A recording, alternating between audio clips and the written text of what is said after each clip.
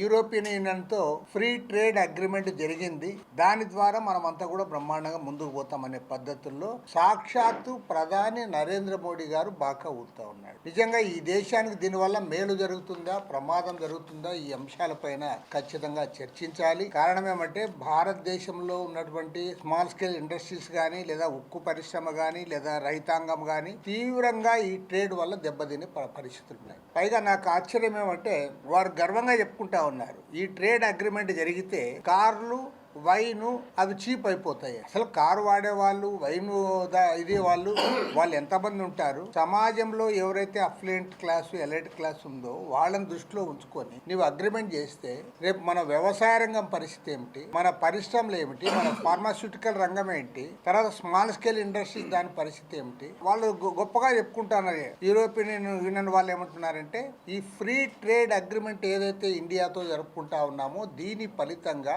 భారతదేశానికి 107% 107% ఎగుమతులు మాకు ఉంటాయి అని వారు చెప్పుకుంటారు. అంటే ఇది ఎవరికి ఉపయోగమో దానిపైన చర్చ జరగాలి. ఎందుకంటే వారికేమో 107% ఎగుమతులు వాళ్ళ నుంచి వస్తాయి. మనకేమవుతుందంటే మనకి పూర్తిగా ఇక్కడ ఉత్పత్తి రంగం దెబ్బతింటుంది, వ్యవసాయ రంగం దెబ్బతింటుంది.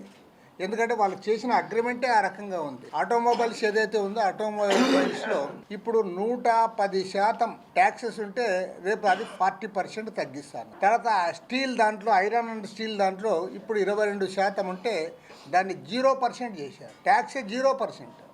ఫార్మాస్యూటికల్లో 11%, దాన్ని 0%. వైన్స్ అండ్ స్పిరిట్లో 150% ఉంటే దాన్ని 40% తగ్గించారు. ప్రాసెస్డ్ ఫుడ్ ఏదైతే ఉందో ముఖ్యంగా మన ఆహార రంగం దాన్ని దెబ్బతీసే పద్ధతుల్లో ఇవాళ ప్రాసెస్డ్ ఫుడ్ పైన 50% ఉంటే సుంకాలు దాన్ని 0% తెచ్చారు. పూర్తి 0%. అంటే వ్యవసాయ రంగం పైన పెద్ద ఎత్తున ఇది పడుతుంది.